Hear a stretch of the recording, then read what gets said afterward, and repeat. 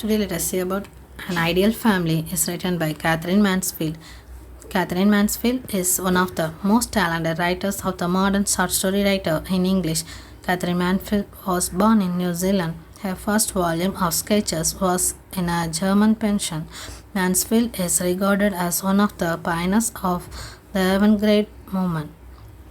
In the short story writing, her themes varied from the difficulties and ambivalence of families and sexuality to fragility and vulnerability of relationship to include the complexities and sensitivities of the rising middle classes, the social consequences of war, and to attempt extract beauty and vitality from many life experiences.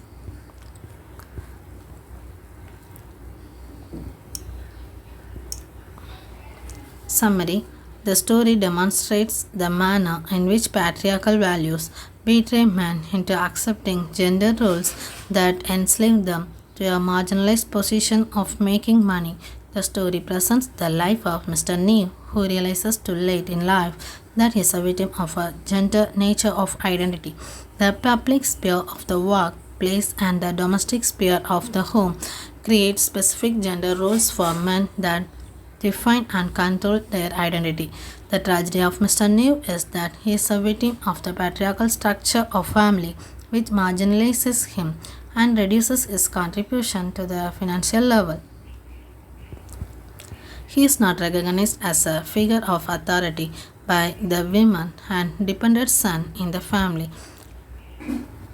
This reversal of the sexual politics led to his sense of alienation. Patriarchy prescribes certain social and gender roles for men. It reinforces this through the institutions of family, marriage, and work. The adoption of the mask is necessary for the men to be respected and feared.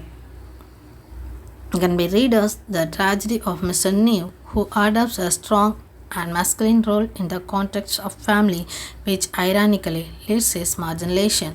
His alienation occurs from identification with the persona of the patriarchy. The irony in the story is that his internalization of his masculinity has alienated him from his wife and children instead of making him powerful. The physical settings of the story moves between Mr. Neve's office, which he after work, and his seaside mansion. Both places considers spaces of male authority, where Mr. Neve considered powerful. The narrative is also set in the psyche of Mr. Neve as we see him move from the reality to a dream life fantasy of settings. The psychological setting is the side of his recognition of irrelevance.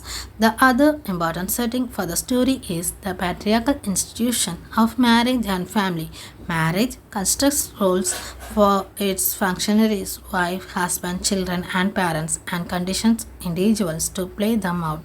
And any deviation from this role play leads to frustration and unhappiness. The story exposes the constructions and deconstruction of expectations that marriage with patriarchy fosters.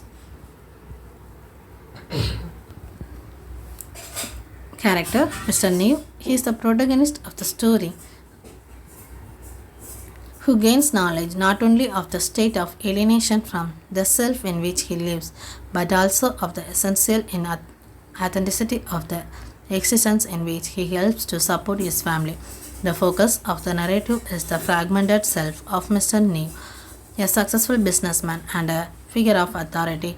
The author presents him as a victim of his gender, age, social values, and family. As a husband and father, he is to be considered the head of the family. Through the story, he is made aware of his alienation and estrangement. He lives in a world between dream and reality. His extended reveries are symbolic of his search for acceptance from his family and an identity for himself. The dreams are also an articulation of his fear of loss of power and identity. Charlotte and the girls. Mr. Neve's wife,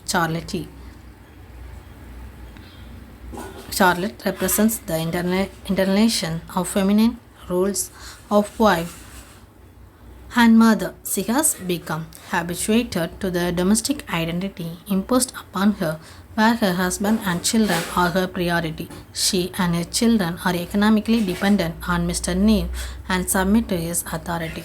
She represents an aspect of womanhood that patriarchy fears motherhood. Charity supports her son taking over the business from Mr. Neve. She also calls for him to retire or take up hobbies, thus reducing his powers within the domestic sphere. She also interacts more with her daughters, ignoring Mr. Neves as he slips into his dreams. For Mr. Neve, Charlotte represents the loss of his authority and the agent of displacing of the power of patriarchy. Mr. Neve's daughters are primarily portrayed as submissive because they are not economically independent and therefore do not overtly challenge their father's authority. However, they subvert his power by remaining unmarried and spending his money, as Mr. Neve is aware. Next character we see Harold.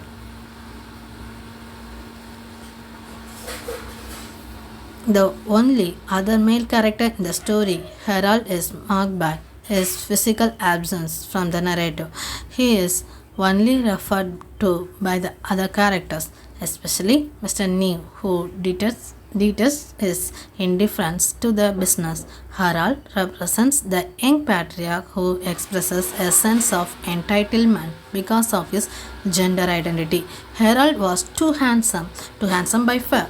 That had been the trouble all along. No man had a right to such eyes, such lashes, and such lips.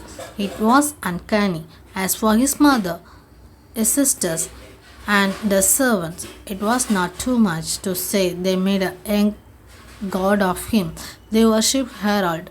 They forgave him everything, and he had needed some forgiving ever since the time when he was 13.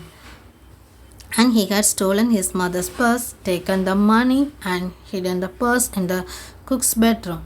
The description of Harold recalls Milton's claim that God created man in his own image. His gender and status offer Harold the love and subjection of all women. He for God and she for God in him, as Milton suggests in Paradise Lost. The incident of the stolen purse is an instance of the privilege that is affordable to men under patriarchy. As the son of a rich man, Harold believes that he is entitled to money, power, and privilege. The framing of the cook for the theft is an example of the patriarchal belief that he can blame others for his crimes.